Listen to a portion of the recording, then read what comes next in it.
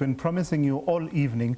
Let's take you now to New York for an exclusive conversation with the UN Deputy Secretary General, Amina Mohammed, who recently said that countries were navigating one of the most complex geopolitical landscapes in recent history amid debt pressures, conflict, climate impacts and declining resources for sustainable development. The DSG is standing by with my colleague Sharon Bryce-Peace at the UN headquarters in New York. Sharon, it's over to you.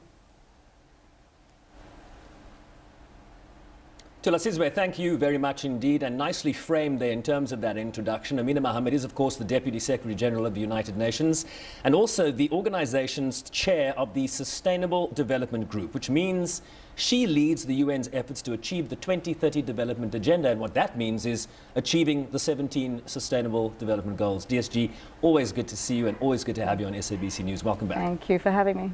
So the high-level political forum on sustainable development concluded last week with renewed commitment to accelerate implementation of the 2030 agenda through coordinated action, something we've heard time and time again, right? But the reality is that with just over 4 years to go, only 35% of the targets within the goals are on track or making modest progress. That's a failing grade. And the question then becomes, what are the difficult political and financial choices governments, financial institutions and the private sector are going to have to make to shift this trajectory?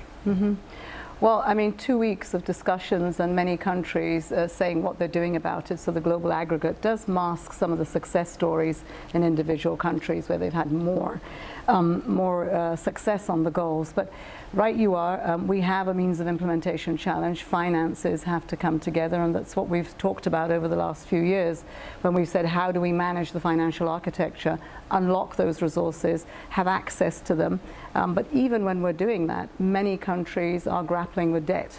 Many countries are grappling with a fiscal space they don't have. So the finance mix and the kind of things that we need to address will be very difficult for many of these countries, and that requires, you know, an international community that leans in to what they can do. And we are seeing a withdrawal from ODA. Okay, that was never going to get us the development goals, but you know, just opening up, de-risking a lot of the financing that can come to countries to fund many of these transitions on food, on energy. So finance is one. The political will needs to come from those that have, and really lean in to lifting more equally the rest of our world.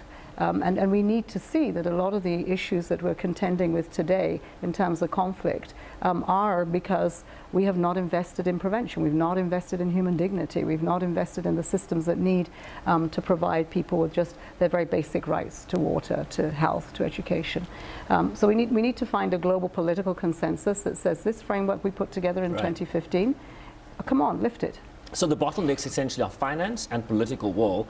And then this question of solidarity, when you talk about consensus, right, it's not an absence of political will, it's probably the silos of political work that are not collaborating and finding each other in terms of moving together, because these are global intractable problems that need global consensus to achieve the results we all desire. So solidarity often is lacking in this conversation, is it not? It is, but solidarity is a much higher ambition than consensus, because you have to act on it. Consensus you have to negotiate, and you've all got to try to get something through the door. So solidarity is implementation, consensus is agreement. Absolutely. And the solidarity to, you know, to put your, you know, your shoulder to the wheel and get it done is really hard. And we've seen many gatherings that we've had in the UN and other spaces where commitments are being made, they continue to be made, but they're not being met with the actions. Now, the Secretary General's put on the table, hey, let's look at the financial architecture, the structural reasons. The World Bank has put on, okay, we're not so efficient, so maybe we can get more money out the door, but actually can you leverage? Can you do your 1 to 8 or 9 just by giving some of those risk guarantees? This meeting, this last meeting for me, where I got a lot of the energy, was in the 4 years what we can do and the acceleration that can happen, and that we start talking about scale. And not these tiny little projects that are very good for some, but they're not enough to move the needle, and that's why you're getting this 35%. Secondly, we've also got to look at beyond 2030, which people are already speaking to on areas that are fundamentally important to what's about to happen to us with the new era of technology. It wasn't there in 2015. It's here now. We can leapfrog. or we can create more divides. And that, I think, needs much more political will and a sense of, where is the money going to come from to lay this infrastructure that should be internal to every country. It's not just about a road or I would say power or water. But doesn't AI just amplify the trajectory we're already on? You talk about, leapfrogging, but divisions as well. Is it not going to exacerbate the inequality wealth? Is it not going to exacerbate the lack of consensus that you say? Depends what the political will does. I mean, you can decide you want to go down the road of inevitability when you're spinning a story that this is dividing, it's dividing, and then it will divide. Or you can say, no, actually this connects us to e-commerce, and so I don't need to go to market. My market is online. I can go across borders. I can move my goods. I can move my intellect. I see, architects and engineers in Lebanon who want to stay there because of family, because of their own culture, but they're selling their capacities and abilities to Europe, and they're earning in hard currency for them. So that's a big plus. You couldn't have done that 10 years ago when we actually gavelled this agenda. So I think that we need to see the positives. We put a lot of effort into governance that needs to be present, into the dialogues, into the science behind AI and new technology. Now we need to put muscle into what can we do in the economy that can actually help that, meet the aspirations of many young people. And remember, we keep talking about young people. So give them the tools that work for them today. Don't work for me because I don't understand them, not my generation, but for them, absolutely. And how can we have that, the rubber meet the road on those issues? Let's change a little bit of focus here. There is, of course, DSG, a huge debate raging in Africa today and around the world, no less, about migration broadly, but more specifically around undocumented, irregular, illegal migration, pick your adjective. You recently attended the ECOWAS Heads of State and Government Summit in Sierra Leone, where part of the final communique talks about, quote, xenophobic attacks in South Africa targeting people of African descent, and further supporting a decision by Ghana to table the matter at the next AU Assembly of Heads of State and Government. In response, South Africa has reasserted its stance, categorically rejecting xenophobia and discrimination in all its manifestations. But this is, of course, a complicated issue, and I wonder, as both a Nigerian and as the Deputy Secretary General of the UN, what your assessment of this moment in relation to South Africa is. I think it's a really sad time for us as Africans. The migration debate has been there, whether it's informal, it's forced, it's otherwise. I mean, we've seen people lose their lives, and we've seen this be a very big issue. And I think maybe Africa has to take that bigger picture of migration up at the African Union. But when you want to drill down into the events in South Africa, I think that this is very emotional. It's full of a lot of pain. It is to many forgetting that as brothers and sisters we leaned in to the fight against apartheid. So people thought of the solidarity and is this the dividend for that investment? And I think perhaps the lack of recognition that there's a lot of pain and emotion in this, and you've got to deal with that you can get to the table and you can begin to find a permanent solution to migration, to xenophobia, whatever we want to call it. It has to come to an end. We cannot treat each other that way in Africa, in the way that we have always projected Ubuntu, in the way that we have always projected that we are our brothers or our sisters' keeper. I have to tell you, the emotion, I was there at ECOWAS, and I think the emotion that was there requires a reaction that will bring us together. And I think that the whole ask of let's take this to the AU is an incredibly important one. That's our town hall for Africa. I mean, it is again a question of solidarity, is it not? I mean, the minister, there is of course the Global Compact on Migration that was adopted in Marrakesh in 2018, I think it was, and endorsed by the General Assembly. South Africa is a signatory, certainly voted in favor of that. The Minister of International Relations, Mr. Lamola, said that vigilantism has no place in a constitutional democracy, while also recognizing, DSG, that dismissing public concerns about border security and uncontrolled migration would deepen mistrust. And therein lies the fine line. This is a question not just about migration per se, but about development, the economic consequences, right, of migration at the root. Are we grappling enough with the causes of people to leave their homes, right? It could be conflict, it could be poverty, it could be climate. So let's go back to Marrakesh, where we talked about refugees and we talked about migration. Stop conflating the two. You run from conflict, you run from danger, you run for that better place. But with migration, you're adding value to people's economies. Now, if you're finding that your economies, your institutions are not putting in place all those guardrails to stop illegal migration, then you have to fix that. You don't do it with the reaction that we are seeing today in Africa. And I think it's really important for us to understand that people don't come to South Africa because they're necessarily running away from a conflict.